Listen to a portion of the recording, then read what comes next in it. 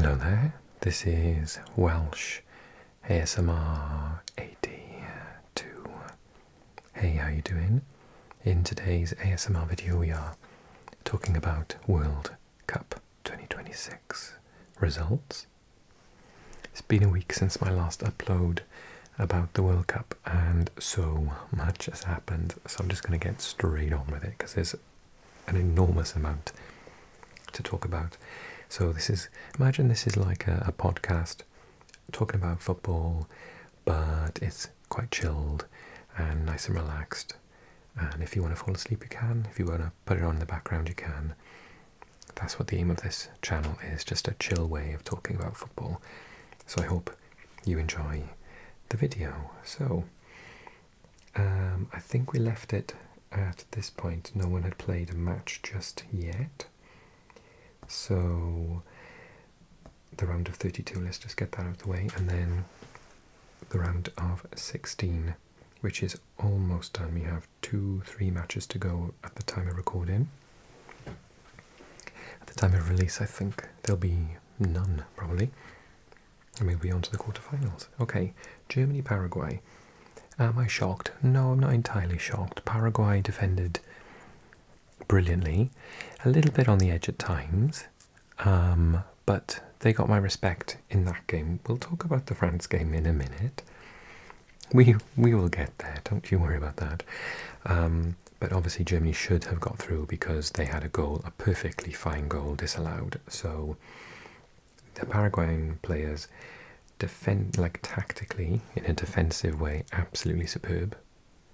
Were a little bit overly physical in that match at times and ironically dropping to the floor whenever they got touched as well. And they were very difficult to break down. Germany didn't really get around them at any point, didn't break the lines. And they scored a perfectly good goal from Jonathan Tah. That was ruled out incorrectly, to be honest with you.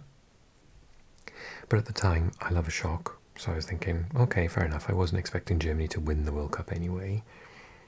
I thought they would get to there and then lose to France, so it's an interesting story. We'll come back to Paraguay in a minute. France versus Sweden. I thought Sweden were actually pretty organised, but they just didn't, go into a back 10. And obviously they lost 3-0, so no shame at all. Sweden will be absolutely chuffed, I think, that after barely qualifying they managed to make it out of the group, and who knows, France might win the tournament. And they looked okay at times, but France obviously just on another level. So no shame to Sweden whatsoever. In fact, Sweden did have their chances, but just lacked quality in key areas.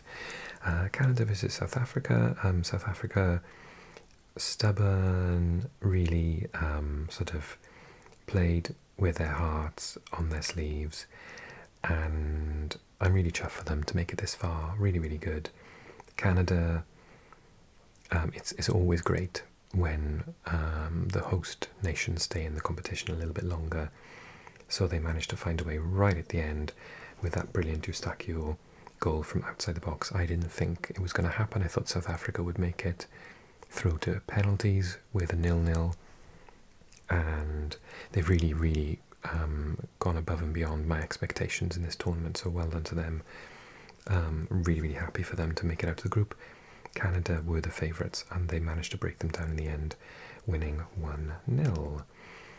Netherlands-Morocco. I did apparently say, and loads of you watched my last video and commented underneath the video and said, you actually said in this video that Morocco would win on penalties. And they did. And deservedly so, to be honest. Netherlands' penalties were absolutely shocking. Not that all of Morocco's were very good either. I think I worked out that every current or ex-Roma player, AS Roma of Italy, missed. So it was Klauvert, El Elanawi, and Donny Mala as well, I think, was it? It was at least 3 of them anyway. So every time a Roma player stood up, I was like, oh no, they're going to miss. And they did. So yeah, the Netherlands knocked out. I don't think, again, it's that much of a shock. I said they would probably reach a quarter-final. They definitely have the ability to do so, but we are entering this period where I think Morocco have to be taken extremely seriously. So much so that I think in the next World Cup, which of course is at home for them, they need to be considered as one of the favourites at that point, because they are a team that is literally stacked with talent. They're on a different manager to the last World Cup now, and to the African Cup of Nations, and they're still really good. Yeah, I just think they need to be taken extremely seriously at this point. You need to count them above most other teams, and they're in that sort of top bracket of teams that can win the World Cup. Maybe not this year, but why not? But I think at home, definitely, they probably would be expecting to get to a semi-final in the next World Cup. Portugal-Croatia, brilliant match, absolutely brilliant. Really, really upset for Luka Modric, who was the best player on the pitch at 41 years old, and such a gentleman and so understated. It wasn't a big, because it was very much the sort of, is it going to be Ronaldo's last game? Is it going to be Modric's last game? And he just didn't go looking for any attention. He just got on with it and was superb. And I thought that actually Croatia were the better team throughout the match, and Portugal just nabbed it at the end, ironically, with a player instead of Ronaldo up front. And I still just don't. Well, we'll come to it in a second, because I've just watched the Portugal-Spain match and come upstairs to record straight after that. So I've got plenty to say about Ronaldo in that context. We'll come back to it. But yeah, I thought as soon as the manager made those changes, then, and they were brave changes towards the end, they were a better team for it. And then that goal that was disallowed right at the end, oh, how heartbreaking. I was cheering, and they had to use the sort of the tick on a oh, I can't even say it, but the thing that they have in cricket, that shows apparently, but honestly, visually, it looks like it touched his hair. That's not an offside. I'm sorry, it's not an offside. If you need technology within the ball to tell you that it thinks it's had the faintest of touches at that moment, that we need to change the rules. Maybe it's the correct rule for the moment. I'm not saying that they were, robbed, but I'm saying in general, I have a massive problem with handball decisions and offsides in football, in current football, because when I grew up, handball was if you're in the penalty box and you literally put your hand out to deliberately stop the ball going past you, that was a handball. Not if it was at your side, but was it a little bit out from your side, or was it really, that's nonsense. And then offside was by the naked eye, of course. There was no VAR, and so it was very much like, did he look? Arsene Wenger's idea of daylight offside, I think, would be a massive improvement. So really sorry to see Croatia go. However, they've set a new record, because this is the first World Cup in their country's history that they either haven't gone out in the group stage or reached at least a semi-final. So they've actually done something new. I don't think they wanted to do that, but yeah, they had a bit of an up and down tournament, but I really enjoyed watching them in this match, and I thought they were the better team.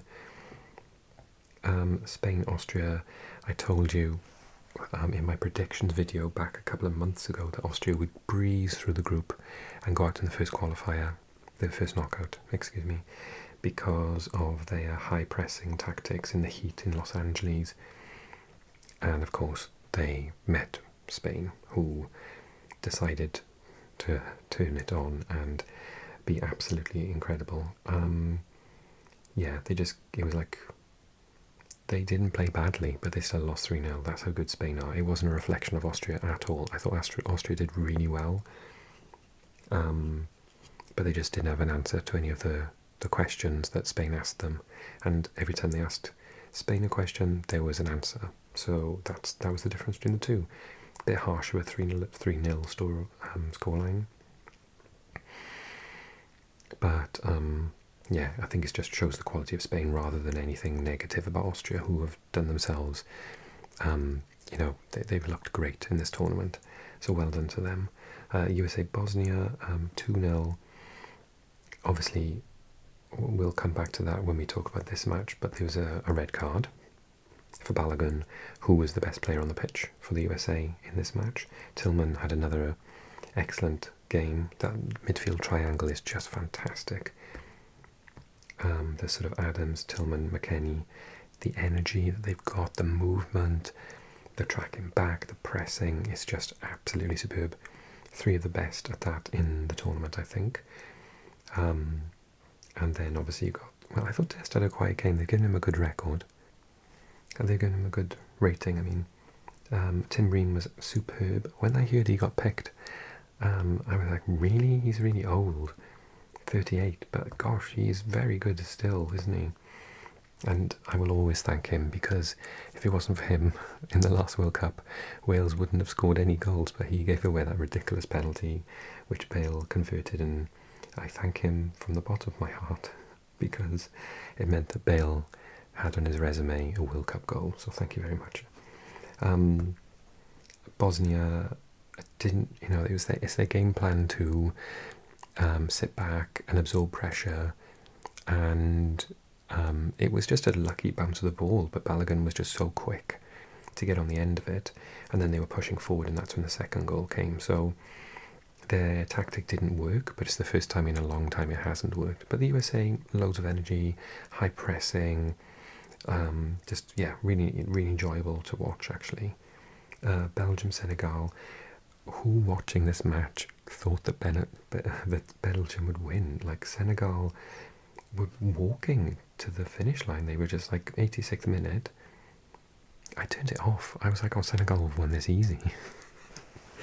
And then I found out that Belgium had won. I was like, what are you talking about? Lukaku, Tielemans, after that argument with his Arsenal teammate, Trossard, and then they were hugging afterwards. And then he scored again with a penalty. And God, what is it about Senegal giving away and conceding last-minute tournament-ending penalties? I just feel so sorry for them. Such a good team, and they just deserve to go through. So yeah, this Belgium team just stepped up and surprised even themselves, I think. I wonder if you're Belgium and you're watching this, did you see that coming? Because if I were Belgium, I don't think I would have made it to the 86th minute. There was nothing going on. There was no indication that this result would happen. And yeah, I just feel really sorry for Senegal, who I really like. They've got a fantastic squad, and I wanted to see them get further in this competition. But Belgium march on. Well done to them. Okay, I was wrong. I said Japan. It was Japan's time. Japan still haven't made it past the first knockout. Not even in their own World Cup did they make it past the first knockout. I thought this was the year. Obviously, Japan have got this amazing 100-year target to win the World Cup, which started quite a while ago now. And they're in this position where they're right up the rankings. Obviously, Japan beat Brazil in Brazil a couple of months ago and looked very good throughout the tournament, but I don't know if it was stage fright or whatever. The first half was totally comfortable. If anything, I think Japan may have scored too soon. Xano, should he have still been on the pitch? I think so, but some people were saying that he should have got a second yellow card. Brilliant goal, and then second half, Ancelotti, the wiry old fox, got them going, and Casemiro with a goal like the type of goal he's been scoring for Man United all season. And then a goal from Martinelli right at the end, but it was coming. Brazil were all over them for the last 10-20 minutes. So unfortunately Japan go out. Ivory Coast, Norway. Another goal from Haaland, who's got something insane, like including his goals in the next match, which again we'll get to. I think he scored something like 14 goals in 13 games, which is some record. Just insane. Ahmad had equalised, but Haaland got it right at the end. Again, another fantastic performance from an African team. Deserved possibly more, but Norway are just... Well, they've won me over, I've got to be honest. I said before the tournament started in my final predictions video, I was like, I think I said something like, I don't get Norway, I don't get the fuss. I actually really do now. And in fact, I really love them because they are reminding me of Wales in Euro 2016 when we reached the semi-finals. They've got that one absolute superstar player up front, and everyone else is so hardworking and just works for that player to make sure that that player can shine. And we had Bale, and they've got Haaland, and Haaland is just mercurial. He's wonderful. So very, very different player to Bale. When we played, it was get it to Bale on the halfway line, and Bale would run through everyone and score. But Haaland does nothing for 90 or 89 minutes, and then just sticks it in the corner. It's remarkable. He's such a humble person as well, so he doesn't even celebrate goals that much. Yeah, so just really, really happy for Norway. Obviously gutted for Ivory Coast. Mexico, Ecuador, I said Mexico would probably win, and they made it look so easy. I was very shocked. I wasn't able to watch it. It was too early in the morning. I would have wanted to because I was supporting both teams, but Ecuador just never ever were in the match from the highlights that I saw, and as a result Becasese has left. Yeah, what a shame, because they've got such a really good first 11, and I thought they could go way... I said they would go like quarterfinals or semi-finals or something ridiculous, didn't I? But they never really let their foot off the brake. They just kind of... They were always a bit too reserved.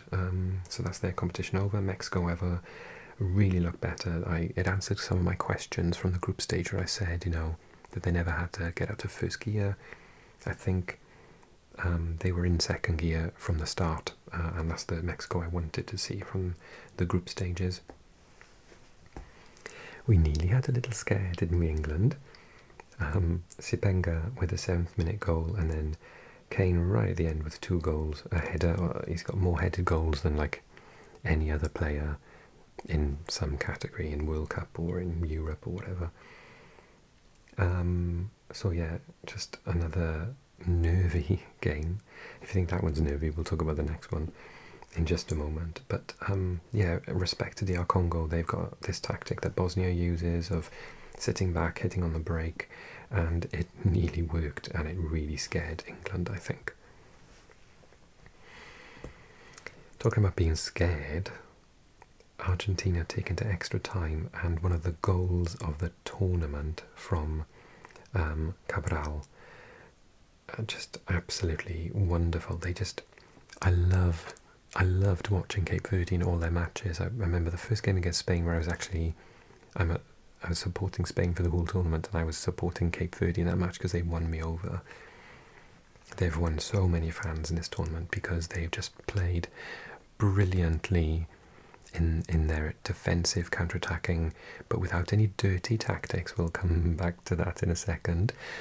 Without any, you know, shenanigans, let's call it, or unfairness. It was just honest defensive integrity from the beginning and running their heart out. And yeah, they really scared Argentina, I think, because they were as good on the break as they were in defence.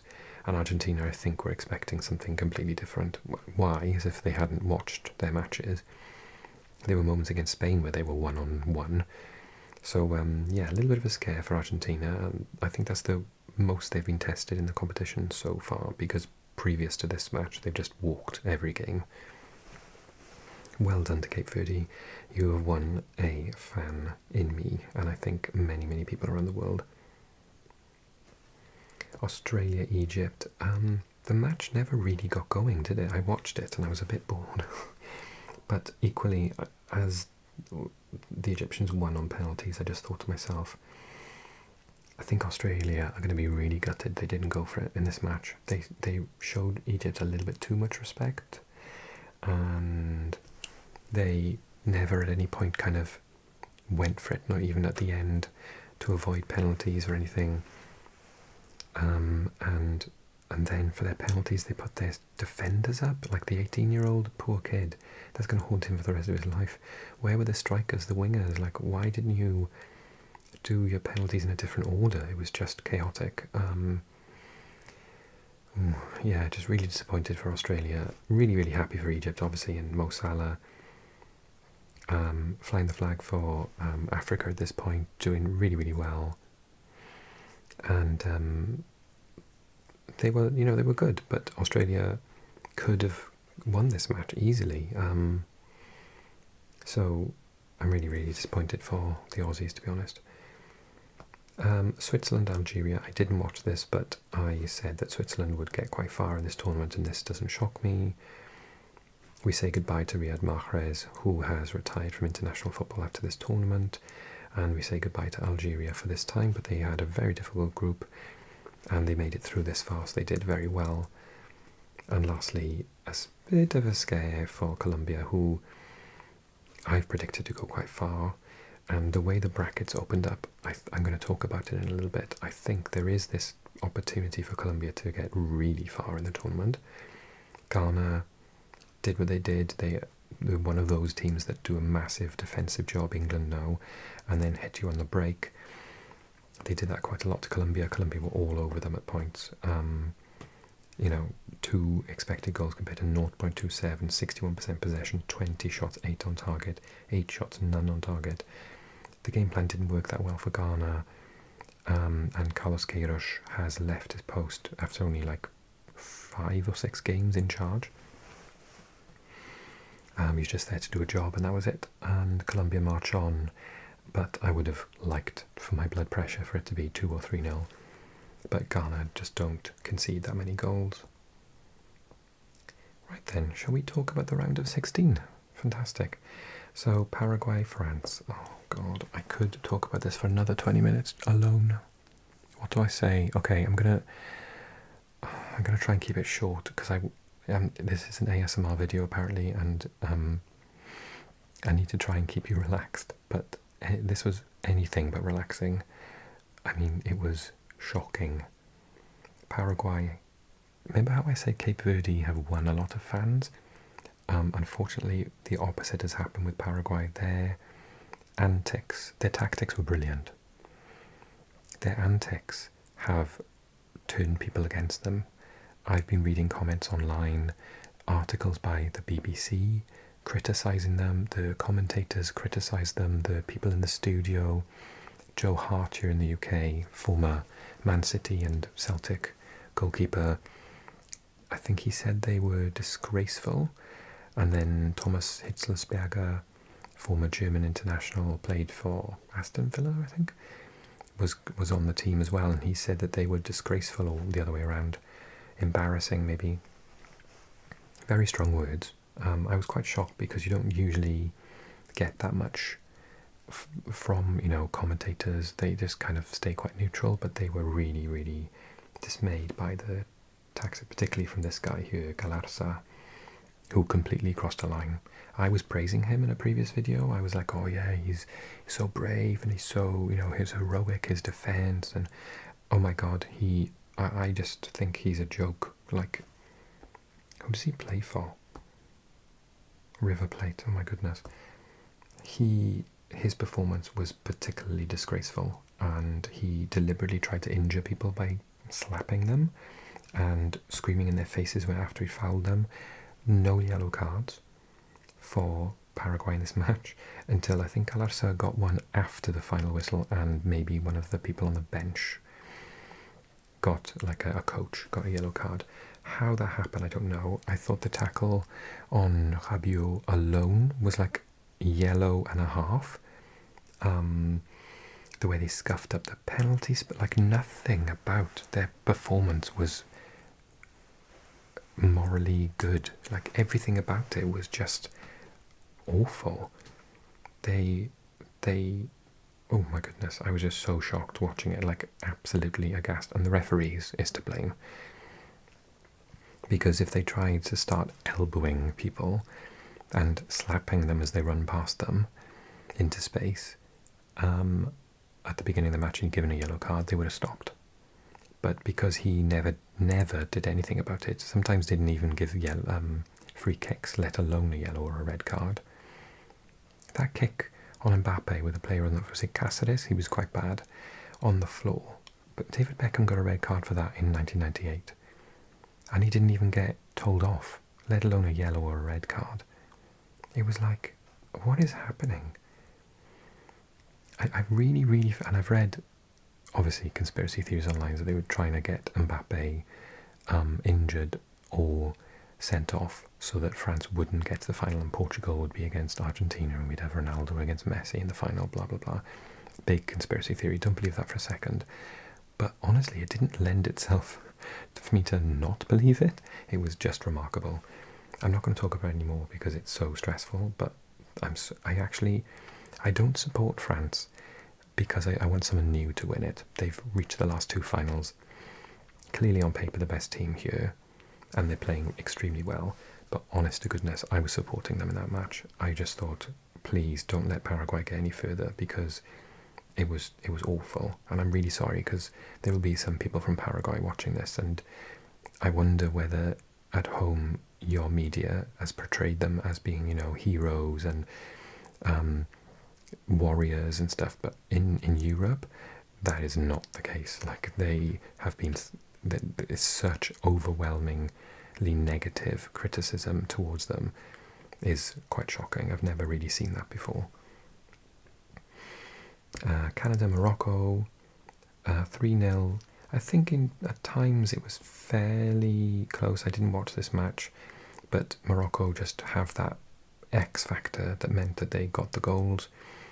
The manager, Marsh, said that Canada were the better team. It's a bit of a stretch at 3-0 down. It irked the opposing manager, but we lose one of the hosts there, which is a shame, but no shame really when you consider Morocco are an excellent team.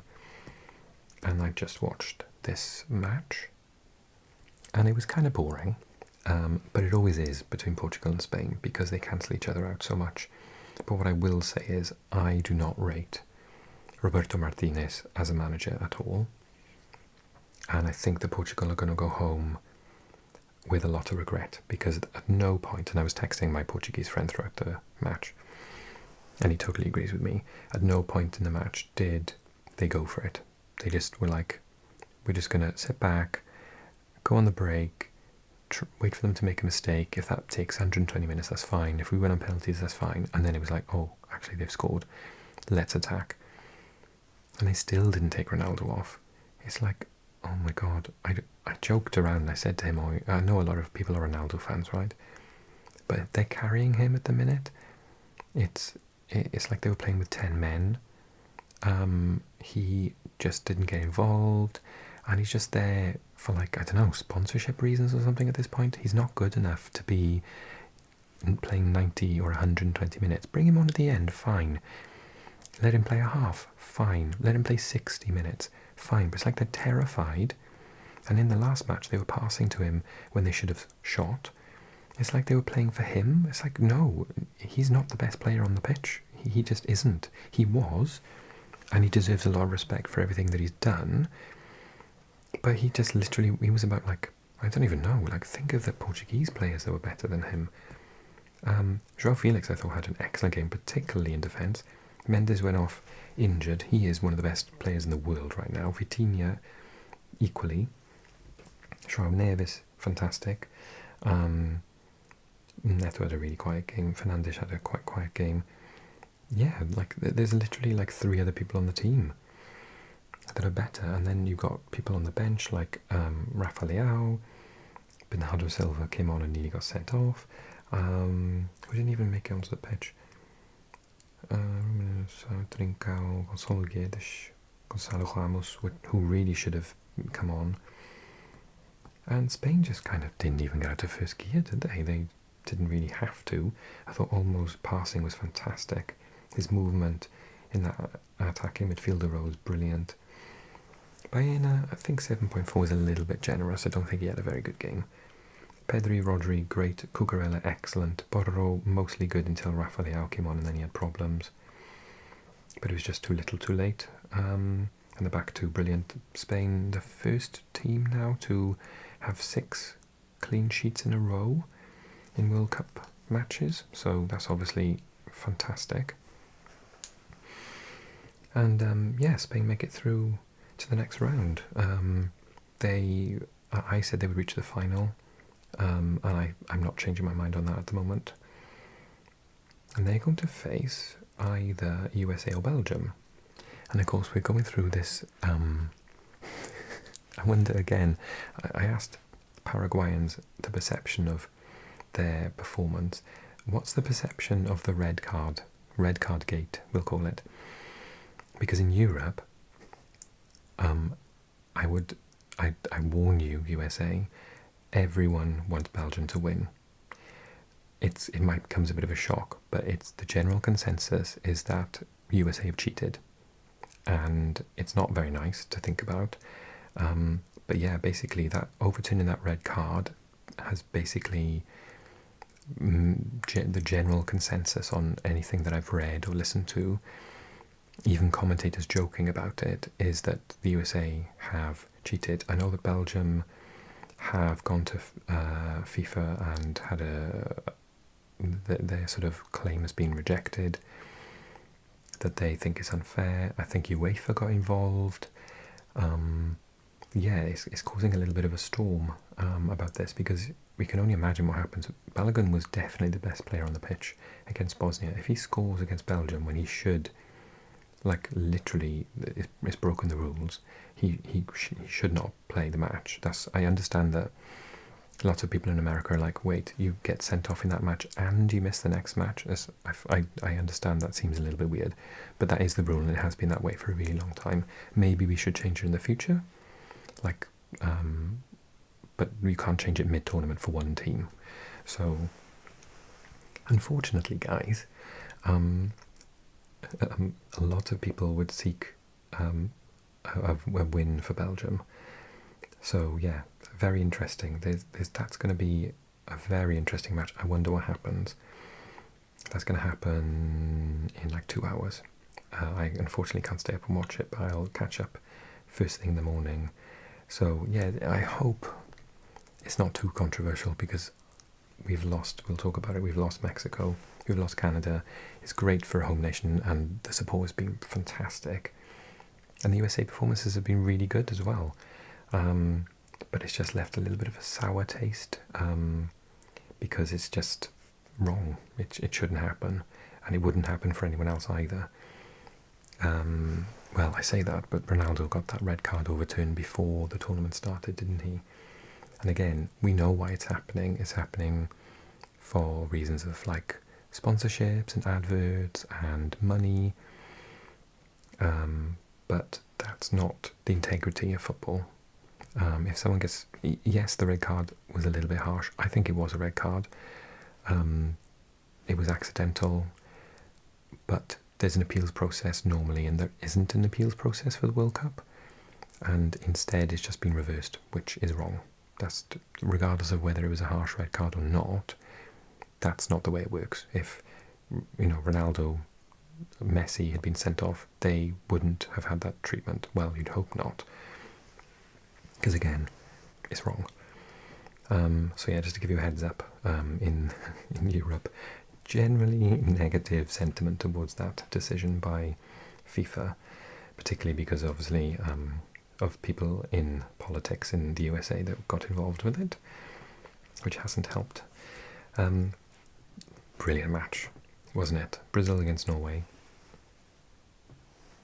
And I said before the match to my other half, I was like, Norway are going to win this one. So I am definitely on the Norway train, or the Norway boat, I should say, at the moment, the Viking ship. Haaland literally didn't do anything for most of the match.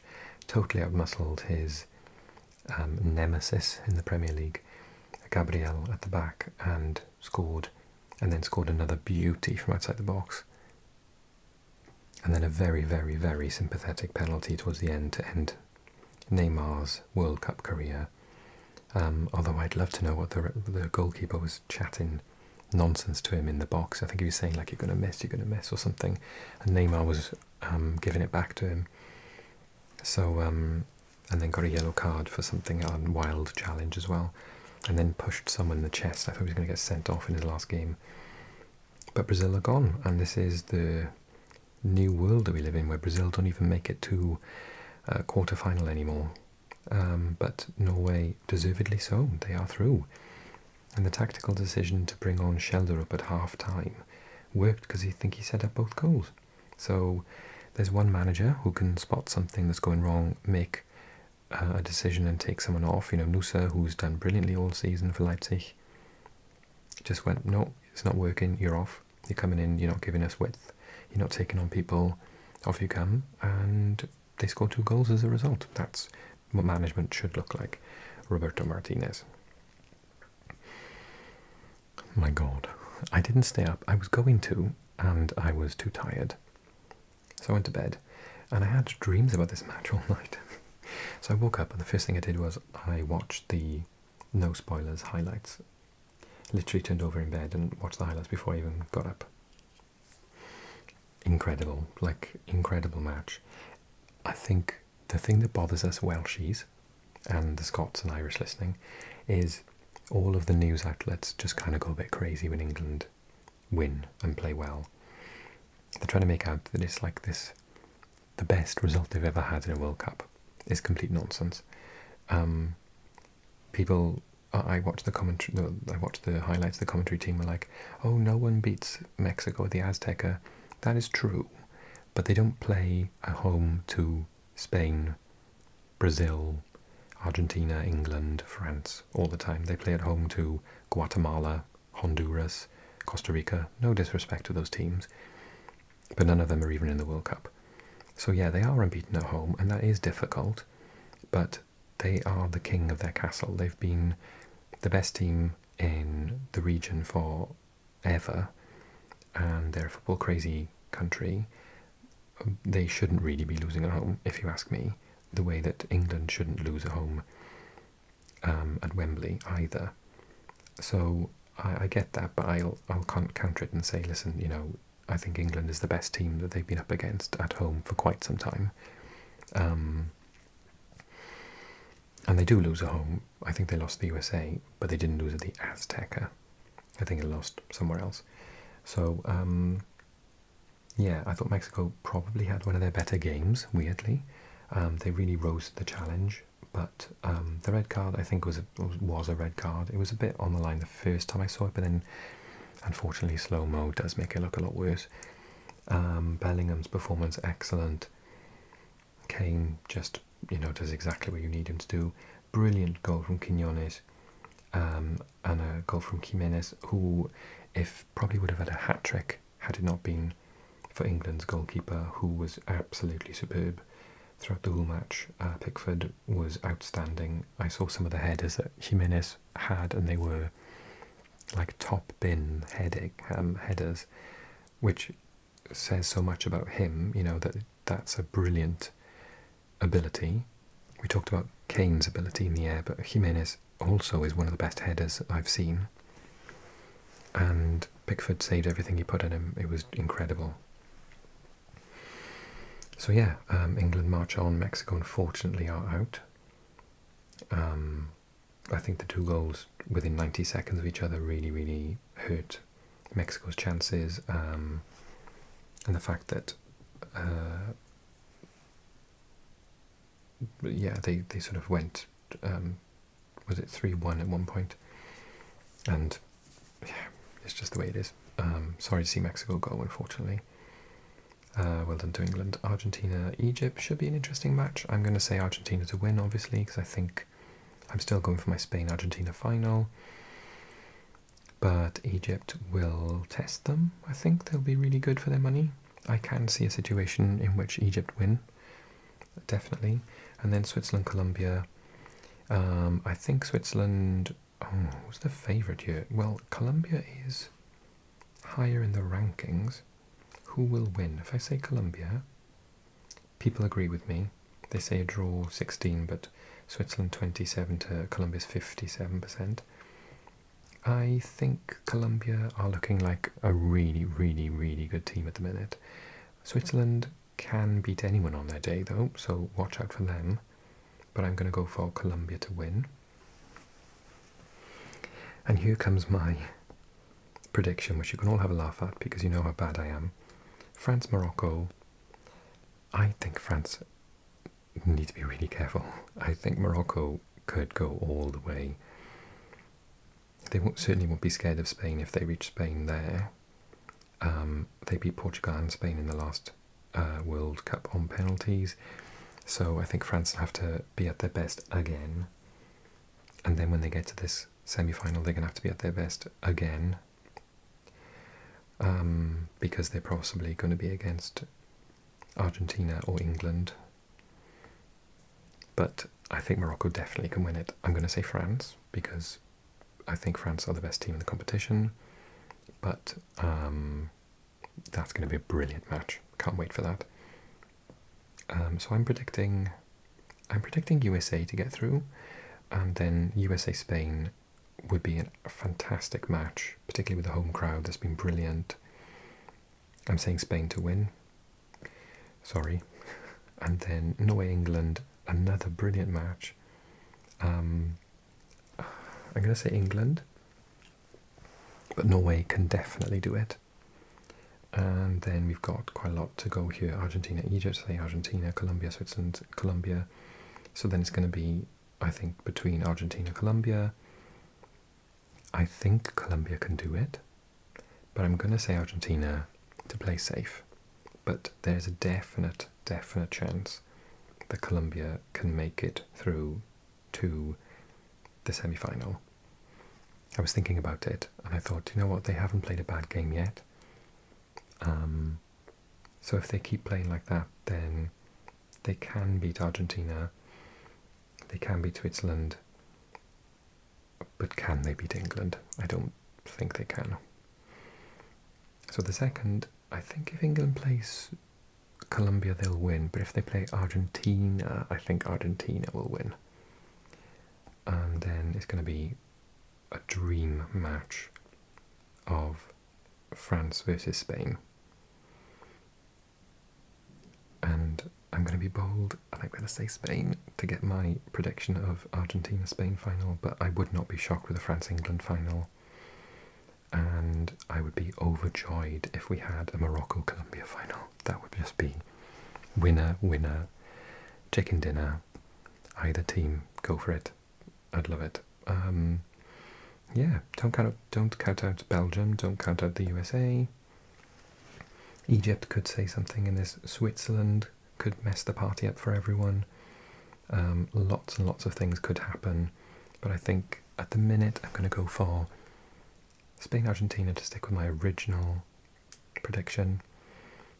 France-England is looking more and more likely all the time. And my bizarre but wonderful final would be Morocco against Colombia. You heard it here first. What do you think of my bizarre predictions? Let me know in a comment. Click that like button. Well done to all the teams, even those that have gone out. Well done to Paraguay just for the absolute cinema of their performance. Sorry to say goodbye to Canada, and to Mexico, obviously to Brazil as well, and all the other teams that have gone out. Portugal, for example. And yes, it's a very entertaining World Cup, we can say that for sure. And we'll find out in the next couple of days who is going to be in that final. And I'm looking forward to it. Okay, thanks everyone, and I will see you very soon. Take care.